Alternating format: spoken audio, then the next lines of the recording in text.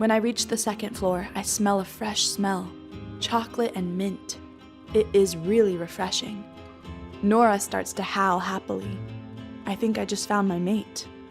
I followed the scent, which led me to the beta's room. I touch the doorknob to open the door, but as soon as I do that, I feel a stabbing pain in my stomach. I ignore the pain and plaster a smile on my face. I don't want my mate to see me in pain. I opened the door, and my smile fell off my face. My mate, the one who is supposed to love me, is butt naked on top of a similarly butt naked girl, whom I recognize as Morgana, the pack's favorite person, Alpha's daughter. They both sense me and look at me. Mason, the beta, looks at me and frowns, while Morgana covers the both of them with a blanket. Realization flashes upon his face, which is soon replaced by rage and disgust. Tears are flowing down my cheeks. I leave the room and run towards my room and cry. After 10 minutes, the door opens, revealing Mason. He looks at me on the floor and without a warning kicks me on all the sides. Then a punch on the face. Kick, punch, kick, punch. It goes on until I fall limp on the floor. The last words I hear are more painful than the beating I just received for no reason. I, Mason Johnson, reject you, Isabella, as my mate.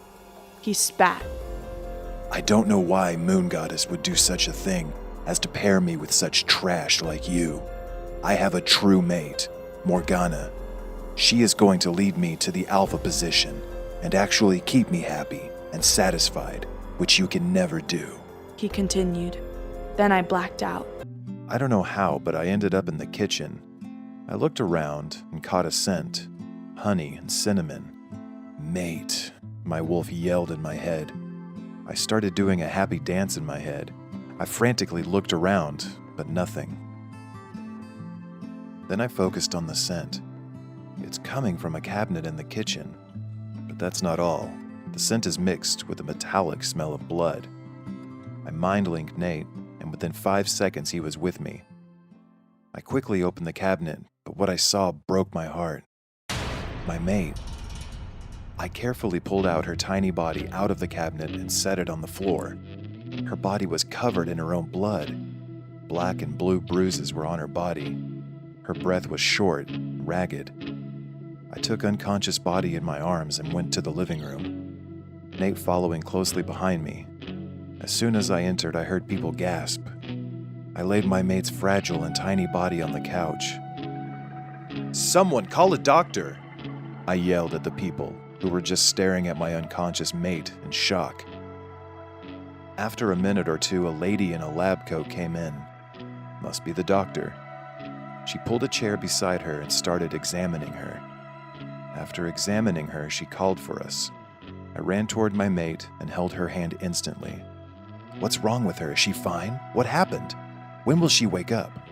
I asked the doctor desperately. She is fine, Alpha. She has multiple bruises on her body, and I guess the injury on her head led to her being passed out. Her 6 bones are broken, and she is extremely underweight. Her tiny frame isn't helping either, and staying in the cabinet for too long cut off her oxygen supply temporarily. And according to me, she should be conscious by tomorrow morning, she explained. I nodded, and she bowed and left. That's when I realized something. Why the hell does she have bruises? Why was she in the cabinet? And the main question, who did this to her? My sadness was soon turned into anger on the thought of anyone harming my gem of a mate.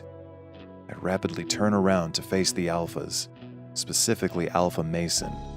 "What is the meaning of this, Alpha Mason?" I said, extremely calm. He gulped. She is really clumsy and keeps falling on thin air, and about the cabinet, some kids might have pranked her maybe?" he said. "Who did this to her?" I yelled. I had had enough of his lying already. He remained silent.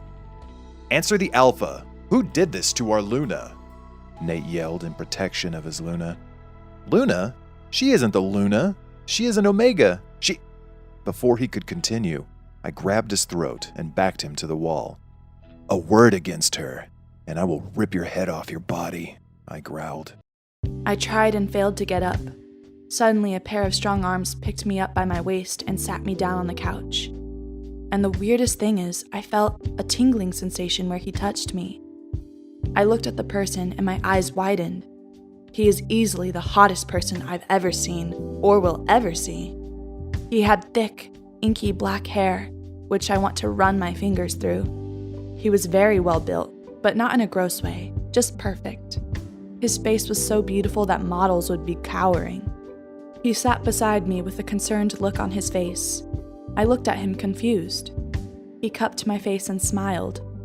I kept my blank face. He frowned. I frowned. He smirked. I still frowned. Hi, sweetheart. Are you okay now? He said in a deep and husky voice. I gulped and hesitantly nodded. Good. What's your name, sweetheart? He asked with a small smile. Isabella. My voice barely above a whisper. A beautiful name for a beautiful gem, I see. He said with what looked like love in his eyes. Damien, Luna Morgana's voice said from behind. I quickly got off the couch and bowed to her. She ignored me and threw a flirtatious look at the person, Damien, who sat beside me seconds ago. Damien gently pulled me back to the couch, totally ignoring the looks Luna was giving him. He made me sit impossibly close to him. I was practically sitting on his lap. He was huge. I looked like a kid in front of him. It was like comparing coconut and plums. The difference is big. Damien looked at me and wrapped his hand around my waist. He smiled in satisfaction. Then he looked at the Luna with a glare, and I seriously don't want to be on the receiving side of it.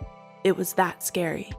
It's Alpha, Damien, to you, Luna Morgana, he said.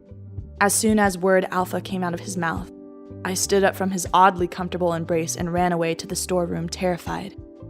He was Alpha Damien. The Alpha Damien.